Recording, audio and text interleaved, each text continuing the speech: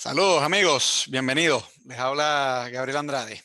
Yo me encuentro en Dubái y allá en España está Eugenio Gómez Segura. Él es autor, historiador de temas del antiguo cristianismo y lo he invitado para conversar hoy sobre Constantino, el emperador romano que se convirtió al cristianismo. Saludos Eugenio, bienvenido. Hola, buenas tardes y gracias otra vez. Bueno, cuéntanos, ¿por qué es tan importante Constantino? Y pongo aquí el famoso arco de Constantino allá en Roma que yo, yo visité. ¿Por qué es tan importante Constantino en la historia del cristianismo? Bueno, Constantino es importante en la historia del cristianismo porque se ha desarrollado a lo largo de la literatura cristiana posterior a él la idea de que él es la clave del éxito del cristianismo en la política del Imperio Romano. Mm. Pero como te digo, se ha desarrollado a partir de su muerte y en la literatura cristiana esa idea. Vale, cuando estamos hablando aquí del siglo IV, cuando por una serie de circunstancias él llega a ser emperador, eh, hay guerras intestinas en Roma y él desplaza a un pretendiente al trono, luego a otro. Pero al margen de la historia política, porque lo que nos interesa más es la cuestión de la historia religiosa. En ese momento el cristianismo es difícil calcularlo, pero habría un 10% no más de cristianos en todo el imperio, más o menos, ¿no? O sea, una cifra relativamente baja.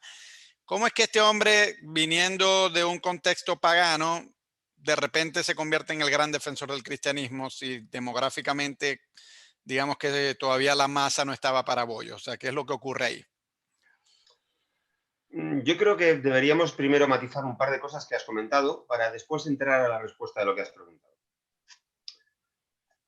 Cuando tú hablas de que por un par de circunstancias, una cuestión circunstancial, él llega al poder, eh, entenderás que en muy pocos casos de la vida del Imperio Romano ha habido algo circunstancial para que llevara a alguien a llegar al poder. Entonces, como Constantino fue emperador, debemos aplicar la misma precaución. Y después, que fuera el más importante, que fuera el que convirtiera todo el imperio en cristiano o que fuera el que se dedicara al cristianismo, pues es una cosa que también hay que matizar. De manera que yo primero diría que no se puede entender la vida religiosa de Constantino o las demostraciones de religiosidad de Constantino sin la política y no debemos caer en la tentación, como se dice cristianamente, de convertir a Constantino en el que trató bien por primera vez a los cristianos. Ambas cosas son errores, a mi modo de ver, y al de mucha gente, por supuesto, en la que yo he leído cosas de este tipo. Bueno, el antecesor, el que era Diocleciano, había establecido una gran persecución, no sé si a nivel de todo el imperio, pero por lo menos el norte de África estuvo bastante intensa esa persecución y tal. Y de hecho eso originó ciertas fricciones dentro del seno del propio cristianismo porque estaba la cuestión de qué hacer frente a la persecución, si doblegarse y esconderse o si más bien, bueno, sufrir el martirio y tal. Eh, pero pareciera, tú me dices que bueno, que él no que Constantino no fue realmente el primero que le dio tregua a esto, pero ¿cómo lo ves tú? O sea, ¿qué pasó después de la gran persecución de Diocleciano? Lo que ocurrió durante la persecución de Diocleciano tiene que ver con la política, perdona que insista, y es que Diocleciano había dividido el imperio en cuatro sectores, principalmente Oriente-Occidente. Roma, Italia ya era Occidente. Y luego, pues más o menos norte y sur. La cuestión tiene que ver con que mandaban cuatro personas a la vez. Era un imperio colegiado, una reunión, un collegium de cuatro personas dirigiendo el imperio, y esas cuatro personas podían hacer lo que quisieran relativamente bien en cada uno de sus cuatro sectores. De manera que a la hora de entender qué hizo Diocleciano, hay que entender que lo que hizo fue principalmente en Oriente, donde había más cristianos que en Occidente. Ese 10 o 15%, podríamos hablar de un 15% de población cristiana del Imperio Romano, tenía mayoría de... eran más cristianos los de Oriente que los de Occidente. Así que si tú estabas en Oriente, podías tener como cristiano muchos más problemas que en Occidente. Y eso ocurrió en relación a Constantino. Su padre, Constancio, que era uno de los cuatro encargados de dirigir el imperio, no fue tan vehemente como Diocleciano a la hora de perseguir el imperio. Hmm. Así que de alguna manera a Constantino le llegaba de familia algo así como no ser tan estricto con los cristianos. Pero lo importante también es que Diocleciano actuó de resultas de ciertas intrigas que él entendió que había en Oriente por parte del mundo cristiano. Porque en ese reino de 4... Creo que te perdí el audio, pero no, sigue hablando porque a veces va y viene, pero de lo que le pido a los quienes nos estén viendo que no se vayan porque el audio va a regresar. Sigue, sigue. ¿Me estás oyendo? Sí, ahora sí, disculpa. Ahora ¿me oyes? Sí. Lo que podemos entender es que en un reino de 4 reyes, en un gobierno de 4 reyes, cada uno era más o menos independiente. Entonces, lo que promulgó Diocleciano como el principal de los 4 podía ser relativamente desoído por cualquiera de los otros 3. Hmm. Y eso ocurrió en Occidente, donde por lo menos el padre de Constantino, Constancio Cloro, no ejecutó las órdenes de Diocleciano con la vehemencia de Oriente. Vale. Sí es cierto, como dices, que hubo discrepancia entre los cristianos si aceptar o no aceptar ciertas imposiciones de Diocleciano, entregar libros sagrados o no, que eso tuvo un debate que después tuvo importancia en la vida de Constantino como rey, como Hmm. emperador, sí. Pero deberíamos tener en cuenta, entonces, que hay claras diferencias entre un sitio y otro. Y que, sobre todo, Diocleciano actuó porque parece que creyó, que había cierto complot en el que había algunos cristianos. Cristianos que habían bebido bastante bien desde un emperador previo, unos 20 años anterior, 15 años anterior a Diocleciano, que era Galieno. El emperador Galieno hizo un acta nueva que terminó con las persecuciones de Decio y Valentiniano, que fueron realmente crueles, terminó con ellas y hizo que los cristianos fueran prácticamente iguales, casi iguales que cualquier otro ciudadano del imperio. Entonces Constancio Cloro y Constantino volvieron a una situación previa a Diocleciano en la que estaban los cristianos bastante bien. Pero en el caso de Constantino, además, tenemos una motivación tan política como quizá la de Diocleciano. Y es que Constantino aspiraba a reinar en todo el imperio. Y para eso necesitaba a las élites cristianas. No a los cristianos, sino a las élites cristianas, que como élites y como dueñas de o dirigentes de una subestructura social muy importante que era la del cristianismo, con sus iglesias, con sus ayudas a los pobres, con su distribución de alimentos, etcétera, era muy interesante para quien quisiera mandar y socavar el poder de los que reinaban en Oriente, porque Constantino reinaba en Occidente. Siempre la idea de que, o por lo menos como siempre me lo han vendido y lo que me he encontrado en libros, es que siempre se ha adelantado esta idea de que el cristianismo era una religión más bien de clase baja, popular. Pero tú me dices que no, que más bien Constantino se convierte el cristianismo para arroparse con las élites cristianas. Lo que tú dices, bueno, en cierta medida contradice lo que otra gente dice que el cristianismo más bien era una religión popular y que las élites eran más bien las paganas. ¿Cómo es eso? ¿Cómo estaba distribuido en la escala socioeconómica el cristianismo en el siglo IV? Bien, a esa heterodoxia que te muestro ahora, a esa le añado otra cosa, y es que yo no creo que se convirtiera al cristianismo. Dicho lo cual, lo que debemos entender es que el cristianismo durante los siglos II y III no podía haber sido una religión de pobres, puesto que tuvo que enfrentarse a la filosofía pagana en sentido más estricto. Y que además fue influida por el neoplatonismo, que es filosofía pagana en el más estricto sentido. Luego, los pobres que no tenían educación para haber leído, sí buena educación, buenos modales, pero no educación, no pudieron ser quienes mantuvieran la lucha contra el paganismo, la lucha intelectual contra el paganismo. Eso te da ya una pista del grave error que es considerar el cristianismo una religión de pobres. Pero sí era una religión que atendía a los pobres. Lo que ocurrió es que hay una élite, claramente, senadores y gente de bastante dinero, sobre todo en Oriente, como he dicho antes, como todo el mundo sabe. En Oriente hay una serie de obispos con muchísima preparación intelectual, como siempre han tenido después, de gran preparación intelectual, basados en un control de ciertas estructuras de posesiones económicas importantes, de edificios como eran las iglesias. Parte de las persecuciones fue quitar fortuna y locales, casas a las iglesias, a la iglesia, digamos. Luego tenían todo eso y para eso no se es pobre. todo ese conjunto de cosas estaba en manos de unos cuantos señores que eran los obispos. Esos obispos, con su formación, con su tesoro particular, con sus edificios particulares, eran un gran poder, que además servía para atender a cosas que el Imperio Romano hacía solo, digamos, en la medida en la que los emperadores querían hacerlo, que era ayudar a que los pobres vivieran mejor. Esta es una tradición imperial. Cada cierto tiempo los emperadores daban dinero a los pobres, daban comida a los pobres, daban grano a los pobres, eliminaban temporalmente algún impuesto para los pobres.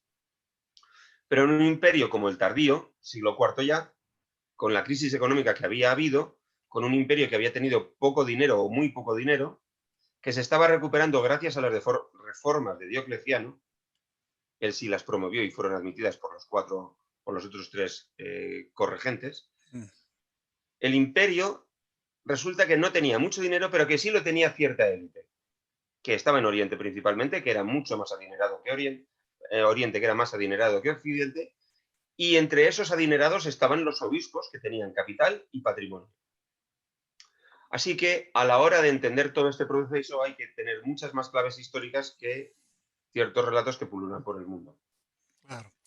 Bueno, háblame un poquito de esa heterodoxia que tú acabas de mencionar, de decir que Constantino no se convirtió realmente. Yo te voy a mencionar digamos, la ortodoxia, o sea, lo que siempre se cuenta, y tú me dirás en qué Vale. está equivocado eso y cuál es tu versión. Siempre se dice, bueno, en aquella famosa batalla del Puente Milvio, cuando Constantino está enfrentándose, que es esa que está allá atrás, cuando ¿Sí? Constantino se está enfrentando a Maxencio, que es que está en Roma, él acude con sus tropas, porque es una guerra civil precisamente por este sistema de 4 gobernantes, una tetrarquía que tú mencionas. Constantino lleva sus tropas, porque Constantino viene de Occidente, él lo proclaman emperador en Bretaña, creo que es. Y entonces lleva sus tropas ya finalmente a Roma, pero la noche antes aparentemente tiene una visión. No, interesantemente, esta pintura, por ejemplo, que es renacentista, creo que es Rafael, pone una cruz, pero hay varias versiones de qué fue lo que ocurrió. O sea, está primero el historiador de la corte, Eusebio, pero escribió muchos años después de que eso ocurrió. Uno más reciente a los hechos que supuestamente ocurrieron, el otro autor cristiano, creo que se llamaba Lactancio, Lactancio. pero la versión de él es un poco distinta, porque no habla propiamente de una cruz. Y más interesante aún, hay un autor anónimo que en unos elogios a Constantino también narra esta visión, pero no tiene un trasfondo cristiano, No. sino que pareciera más bien que es alguna deidad solar lo que se le aparece. Y en el arco de Constantino, que estaba antes aquí detrás de mí, que es un arco dedicado al triunfo que él tuvo en esa batalla, no hay símbolos cristianos tampoco. Cuestión que hace que quizás le daría un peso a tu hipótesis, decir, bueno, pero este hombre, ¿a qué fue lo que se convirtió? Y si realmente se convirtió en cristiano, ¿por qué no incorporó ninguna imagen cristiana en ese gran monumento que está dedicado a la batalla donde supuestamente este evento ocurrió? Entonces, a mí no me queda nada claro qué fue lo que pudo haber ocurrido la noche antes de la batalla del Puente Milvio, o incluso en la propia batalla o en los años que vinieron después, a la hora de escribir estas crónicas. ¿Qué crees tú que fue lo que ocurrió ahí? Yo creo que tú has dicho las razones fundamentales por las que uno debe dudar de todo esto. Problemas con las versiones escritas y problemas y hay alguno más, con la iconografía, las imágenes que aparecen en el arco de Constantino. Si tenemos en cuenta las fuentes escritas, tenemos 3 fuentes escritas. Una Lactancio, otra Eusebio y otra ese autor anónimo de un panegírico de una loa al emperador. Eusebio presenta él mismo ya 2 versiones, que si es un sueño, que si es una visión. Luego tenemos la de Lactancio y luego tenemos la Disculpa del que te Eusebio. interrumpa. ¿La de Eusebio es una cruz propiamente o es las 2 letras del nombre de Cristo, el chi rojo? Es que las 2 letras del nombre de Cristo serían eso. La J, la X, y la Ro, que es como una P. El símbolo sería como una X que en medio, en la cruz, justo en la unión de las dos del aspa, tiene una P metida. Hmm. Son 2 letras griegas que son las iniciales de Christos, JR. Uh Vale. -huh. No es, por lo tanto, una cruz. El O sea, no problema de la sería, cruz... no sería algo como esto que está aquí atrás, No, pues. no. El problema de la cruz es que la cruz se reivindicó como símbolo cristiano en el siglo V. Y eso es un problema muy grave. porque hasta el siglo IV no hay realmente presencia de cruz muy abundante en el arte paleocristiano. Está el crismón, que es la XR, la XP, Gi-Ro en griego.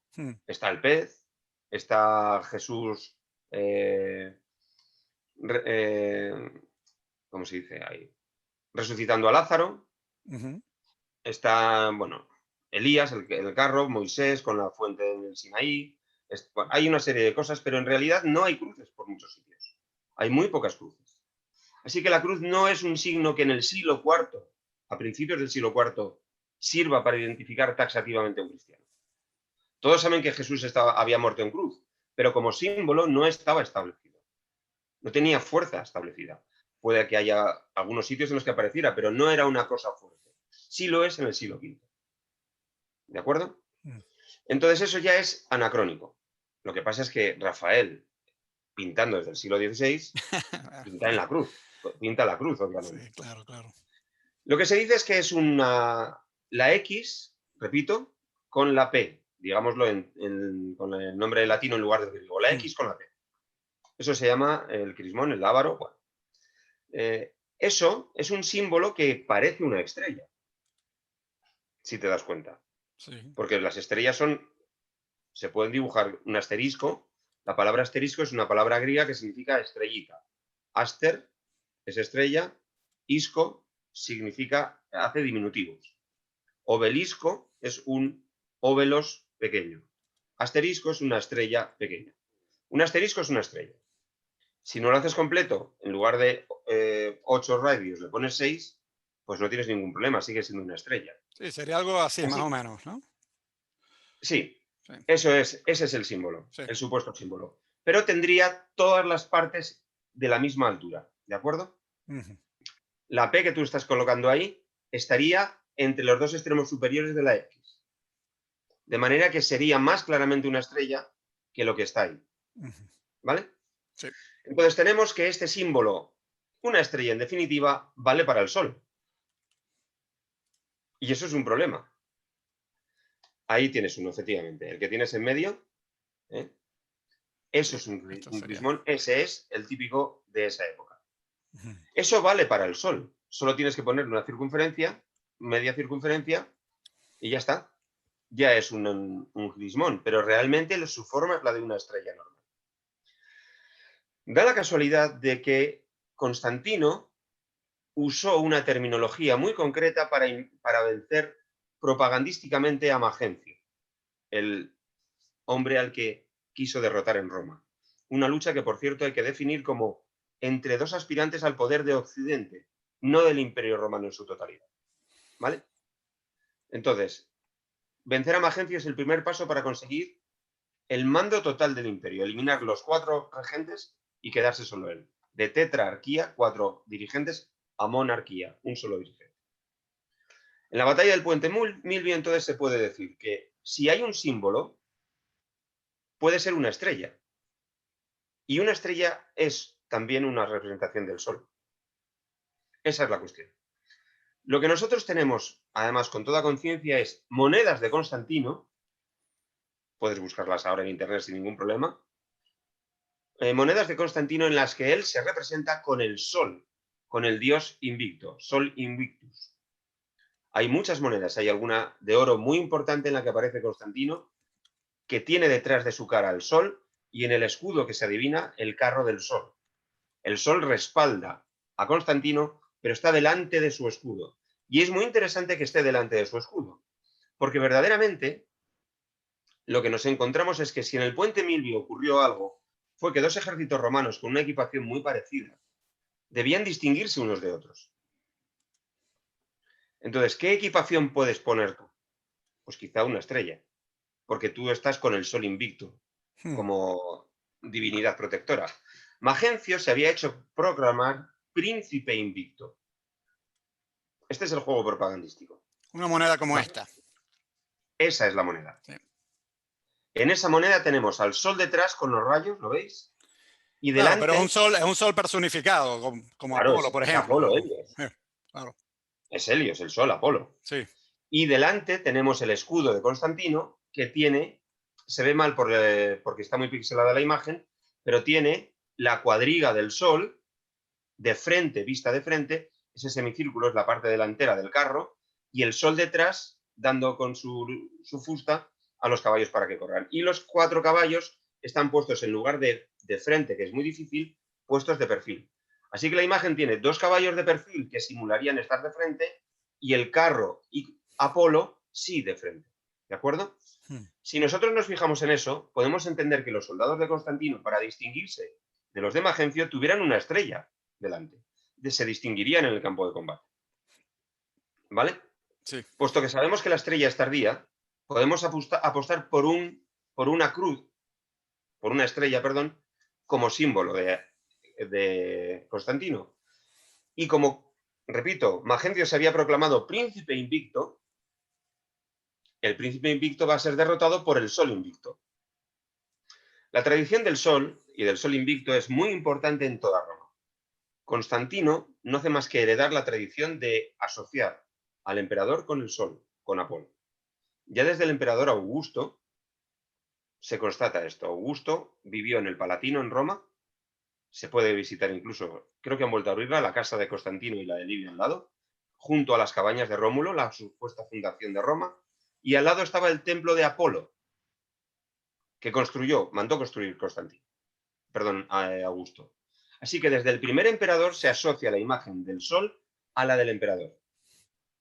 Claudio, el emperador Claudio, también veneraba al sol. Nerón hizo construir, este es un detalle muy interesante, el famoso coloso que dio nombre al Coliseo, era una estatua de Nerón, bañada de oro, con los rayos del sol. Refulgía todos los días, lógicamente. Era un brillar solar, vamos a hacer el juego de palabras. Tenemos luego emperadores, siempre hubo emperadores asociados al sol. Helio o Gábalo, del siglo III, es Helios. Pero es que la tradición del sol invicto se mantiene durante todo el siglo III asociada a emperadores. Así que no es de extrañar que Constantino cogiera venerada al sol, o por lo menos propagandísticamente lo venerara porque era la costumbre de los emperadores. Y así no se salía del imperio. En una parte, repito, la occidental, que tenía menos cristianos que la oriental. Y si son menos del 15% en Occidente, son realmente muy pocos. Y si la parte más elitista de esa población cristiana está en Oriente y la más numerosa, en Occidente el cristianismo no pintaba lo suficiente como para que Constantino, salvo intereses a largo plazo, quisiera presentarse como cristiano. De modo que tenemos las dudas respecto al texto de Eusebio, que presenta 2 versiones. El de Lactancio, que claramente es un panegírico, obviamente cristiano, y el texto paralelo de un panegírico, de un laudador, de Pagano. un pagano, Mm.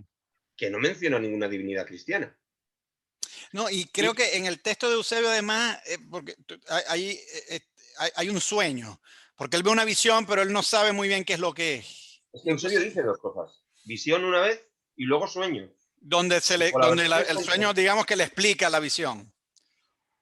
No, él tiene la visión esa del meteorito, bueno, lo que sea, y luego tiene el famoso sueño. Son 2 formas distintas de decir que el dios cristiano apoya a Constantino. Y son 2 formas contradictorias. Así que, evidentemente, ante cualquier hecho de la historia antigua, una visión contradictoria plantea ya serias dudas sobre lo que tenemos que pensar. ¿Por qué no pensarlo también sobre Constantino? Claro. Cuando además en la historia de Constantino todo tiene un doble sentido. Nada es nunca exactamente claro. Ni defender a los cristianos, ni haberse convertido o no, porque si algo tuvo Constantino es una habilidad extraordinaria para llegar a ser el único emperador. Y como he dicho antes, en la política romana no hay circunstancias. Es un diseño a largo plazo que contó en un momento concreto con la inestimable ayuda de los cristianos para contrarrestar o para minar el poder de su enemigo en Oriente, que era Licinio. Así que si algo hizo Constantino, que indudablemente lo hizo, a favor de los cristianos, deberíamos pensar que fue para atraérselos y restar apoyos a Licinio. Un Licinio que había perseguido a los cristianos y que después se echó atrás. Así que Licinio sí tenía pinta de ser un hombre de doble cara con respecto al cristianismo. Se ha perseguido, pero ahora ya no es perseguido. Ahora me sumo a lo que ha hecho Constantino, que es no perseguir. Hmm. ¿De acuerdo? Bueno, de hecho, Licinio es junto con Constantino, el que emite el edicto de Milán, ¿no? De tolerancia, porque muchas veces se le atribuye solo a Constantino, pero en realidad digamos que se emitió los dos a la vez, porque fue un documento conjunto. Sobre eso hay fuentes que dicen que, o sea, autores modernos que dicen que ni siquiera fue un edicto, porque no se publicó, que pudieron ser conversaciones y que pudo haber una carta entre ellos. Vale, ¿De pero acuerdo? sea como sea, los dos estuvieron involucrados. O sea, no es. Sí, efectivamente, los dos estuvieron involucrados y llegaron a un acuerdo concreto, quizá porque ya había presión Hmm, ejercida por parte de Constantino que llevó a Licinio a ver que perdería apoyo si seguía manteniendo su política antigua. vale. Pero de ninguna manera podemos afirmar que Constantino se hubiera convertido para la batalla de Puente Milvio. Porque Bueno, luego está versiones del año 325 o claro, del porque es que después. Eusebio escribe un tiempo ya después y con una clara intención propagandística. O sea, él ya lo asume como cristiano, pero claro, escribe con muchos años después de lo que ocurrió, entonces está muy distanciado de los hechos. Pero si sigo tu argumento correctamente, corrígeme si no es así porque lo quiero aclarar. Tú dices que sí hubo una visión, o sea, no fue que se la No, inventó, algo él vio. yo no digo que hubiera una visión. Tú dices que es un Yo mero digo que invento se dice literario. que hay una visión. Vale.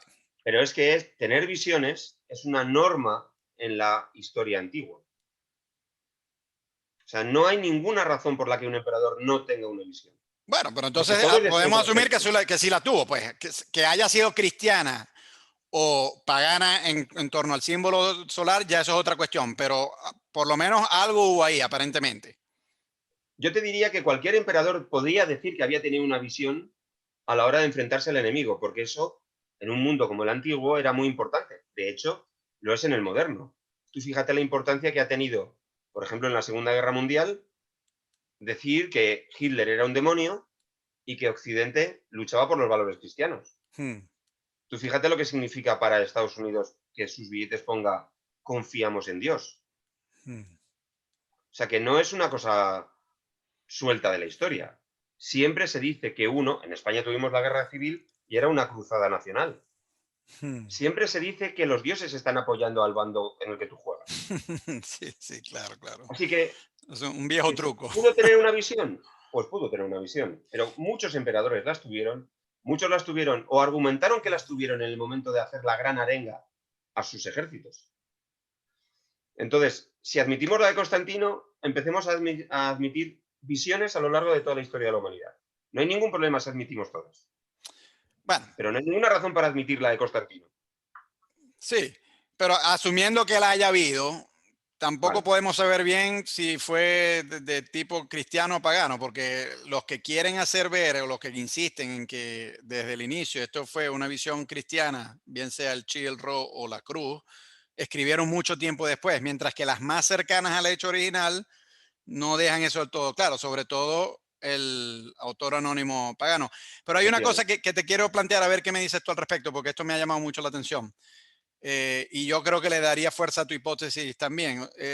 Además de todos estos símbolos solares que tú mencionas en la moneda y la ausencia de símbolos cristianos en el arco, también Constantino ha quedado en la historia como el que formalizó que el día del culto, no el día del culto, pero digamos el día de descanso, y sí, el día del culto también fuera el día del sol. Eh, Porque, digamos, en los primeros 3 siglos de cristianismo todavía no estaba completamente desprendida de sus raíces judaicas y aparentemente muchos grupos aún celebraban el día de descanso, el Sabbat, y como el mismo nombre lo indica, es el último día de la semana, sí, el último día de la semana, Sábado. el sábado. Y es con Constantino donde se pasa al culto, o al culto no, al día de descanso y también al culto cristiano el primer día, que es el día del sol. Hay, hasta donde sea hay una disputa, hay gente que dice, bueno, eso ya venía desde antes y Constantino lo único que hizo fue formalizarlo, pero claro, a mí me empieza a entrar la suspicacia que si este hombre lo que vio, por ejemplo, la forma en que tú me has dicho que el chirro está organizada, que podría parecer más bien una estrella, más que un símbolo propiamente cristiano, y que si tenía, además de eso, vínculos con el culto al Sol Invictus y todo el simbolismo solar, es un poco sospechoso que haya movido el día del sábado al día del sol como el día de culto cristiano. ¿Tú qué crees que hay detrás de ese movimiento de un día a otro? Lo primero que hay que decir es que apuntas muy bien. Ese decreto de Constantino se produjo, hizo que lo que nosotros llamamos lunes, en inglés el día del sol, el Sunday, fuera un día especial, No, pero domingo lo no llamamos hizo, nosotros. claro, el domingo, porque decimos en español Dominicus, el día del Día del Señor, Señor, Dominus. claro. Eso es. En inglés se dice Sunday, el día del sol, recordando la nomenclatura latina. Correcto. Nosotros hemos de tener en cuenta que eso se produce de una manera muy sutil. ¿Por qué? Porque Constantino no hizo que fuera un día de fiesta.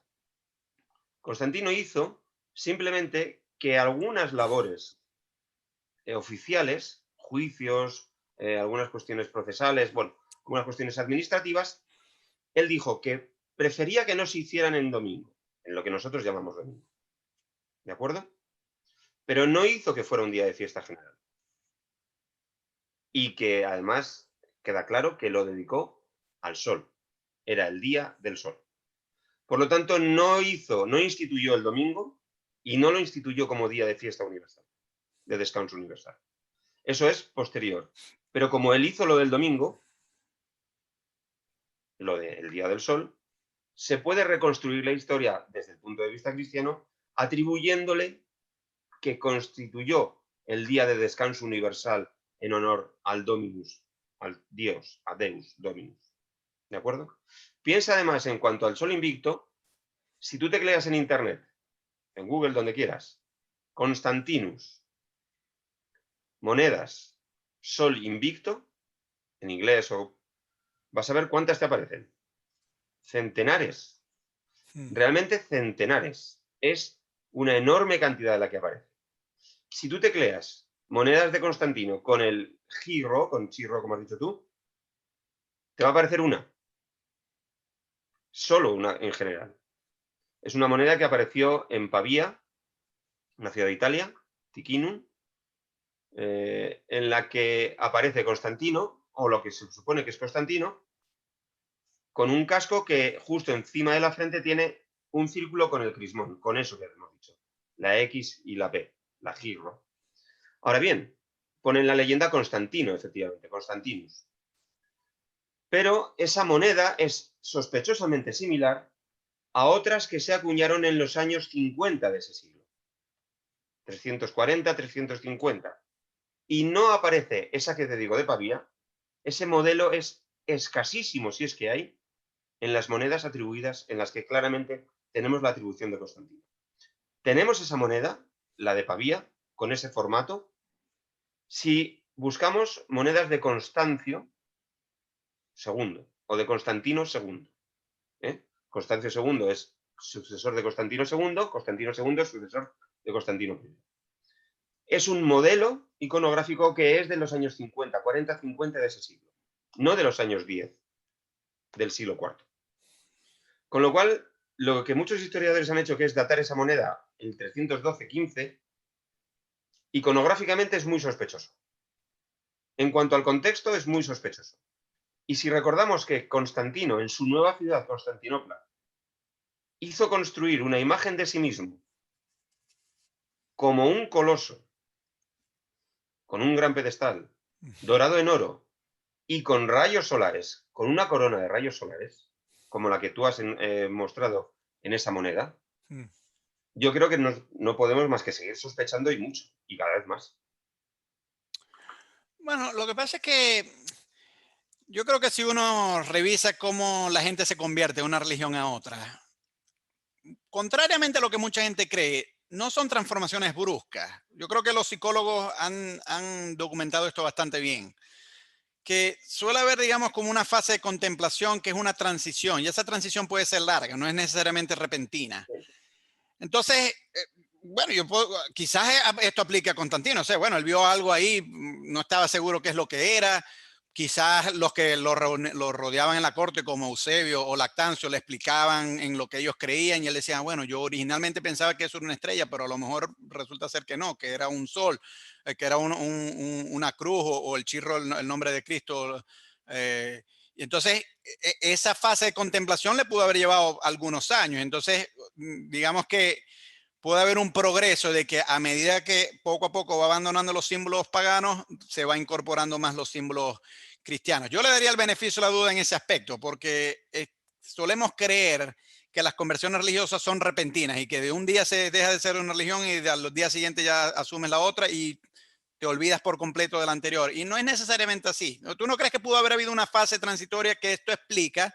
Porque aún nominalmente siendo cristiano, según, o por lo menos si seguimos la cronología que ha quedado, uno diría, bueno, ya estos años fueron después de la supuesta conversión. ¿Cómo se explica?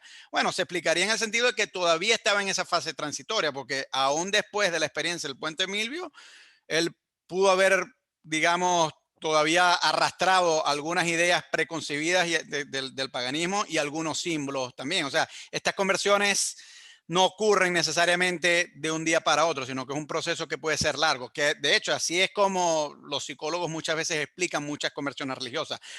Ciertamente las que más captan la atención son las repentinas, ¿no? Por ejemplo, quizás la de Pablo.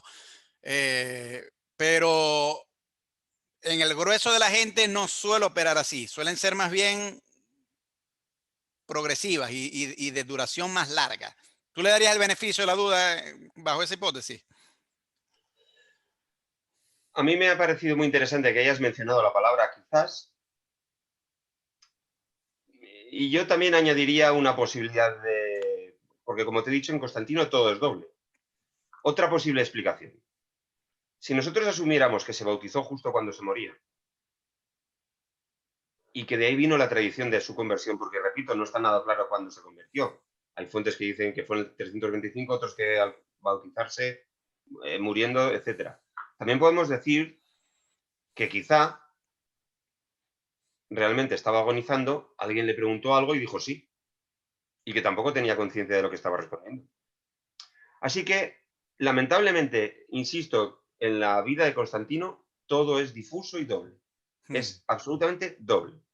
Pero si nosotros miramos los contextos históricos, es más fácil entender a Constantino como un emperador pagano que como un emperador cristiano. De hecho, no fue cristiano. Tú fíjate que, como has mencionado antes, en el Puente Milvio, el relato de toda la batalla, prolegómenos y batalla, que implican incluso las arengas previas al combate, no hay ni una sola mención al cristianismo.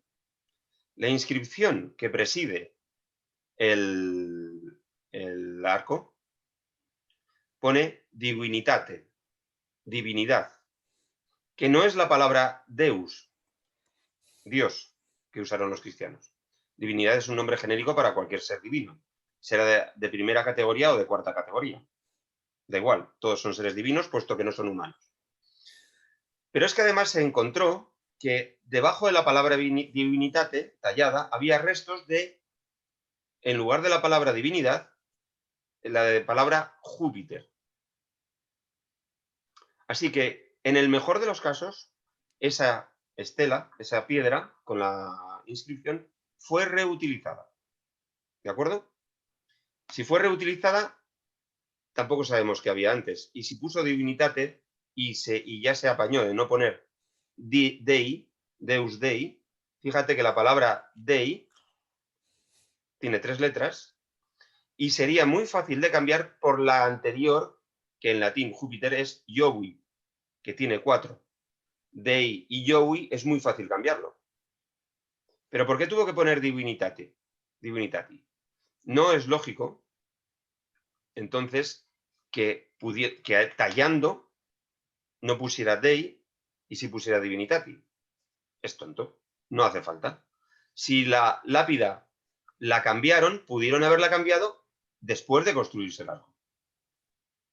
¿Por qué apunto esto? Pues porque sabemos, por ejemplo, que en la Basílica de Constantino, la llamada Basílica de Constantino en Roma, en el Foro Romano, que en realidad fue iniciada por su oponente Magencio, En esa basílica, una vez muerto Magencio y terminada, se puso una estatua gigantesca de Constantino, sentado presidiendo toda la basílica. Qué curioso también que de esa estatua han aparecido dos manos derechas, es decir, una que tendría un símbolo de la victoria romana, al estilo romano, y otra que se cambió posteriormente con un símbolo cristiano en la mano derecha. Así que, como te digo, todo es doble en Constantino. Y no hay ninguna forma sensata de decir que fuera cristiano y desde cuándo lo fue. Eso no quiere decir que haya que negar que lo fuera, pero sí hay que decir que es imposible afirmar que lo fuera. Bueno, Esa es la cuestión. hablamos un poquito ya para cerrar, porque sé que te tienes que ir, del bautismo antes de morir. Eh, Porque claro, uno podría decir, bueno, si se bautizó antes de morir, entonces realmente no era cristiano, vino a ser cristiano ya en el último momento y eso le da fuerza a la hipótesis que tú estás diciendo que en todo ese momento había sido pagano. Pero hay quien dice que esa era una práctica entre los propios cristianos en el siglo IV, asumiendo que si el bautismo borra todos los pecados, pues entonces te bautizabas, te morías sin pecado, ibas directo al cielo. Entonces Sí. no hay que necesariamente ver ese bautismo tardío como una indicación de que él aún era pagano, no, porque puede ser que haya sido cristiano sin bautizarse, como de hecho pudo haber ocurrido. ¿Cómo ves tú eso? ¿Qué crees tú que hay detrás de ese bautismo tardío? Es correcto todo lo que dices. Era una práctica común entre muchos cristianos bautizarse al final de su vida para quitarse problemas de cara a la vida futura. Bien, si eso ocurrió en el caso de Constantino, insisto en que tú ahora no has dicho puede, o sea, quizás has dicho puede que sí, puede que no. El verbo poder da la palabra posibilidad. Mm, Así que es posible, pero no es cierto, no es demostrado. Si eso ocurrió, no sería más que una demostración de la habilidad y el pragmatismo de Constantino, mm, que a lo largo de su vida supo elegir vivir entre dos aguas a veces o elegir en el punto determinante por dónde tirar para llegar al mando. Pero es que tampoco le hacía falta aparentar ser pagano, puesto que solo un 15% de la población era cristiana, puesto que solo una parte de la élite cultural y económica era cristiana, y puesto que no necesitaba, puesto que ya mandaba, no necesitaba aparentar nada. Y de todas formas, si lo hizo, pues demuestra, repito, su carácter pragmático, porque después de cargarse, de mandar matar a uno de sus hijos, una de sus esposas, mm. a criaturas, hijos de Alicinio, que se había rendido y un obispo había mediado por él para que le salvara la vida, pues valiente cristiano, si va contra el obispo que le ha recomendado, salva a Licinio, tu enemigo, a los 9 meses manda que lo ahorquen. Manda que ahorquen a su mujer, la mujer de Licinio, manda que maten a un hijo. Y cuando descubre, de pocos años, y cuando descubre que hay otro hijo por ahí perdido, que puede ser un posible enemigo a largo plazo, también manda que lo maten. Mm. Pues indudablemente quizá fue cristiano, pero fue un cristiano muy peculiar que hizo de todo lo malvado que prohíbe los 10 mandamientos Mm, para a última hora ser cristiano. Así que tampoco sería muy valioso. claro. Bueno, Genio, muy agradecido por esta conversación y enhorabuena. Hemos aprendido mucho aquí y seguimos en Gracias a contacto. vosotros por la conversación. Vale, Gracias. adiós, que te vaya muy Adiós. bien.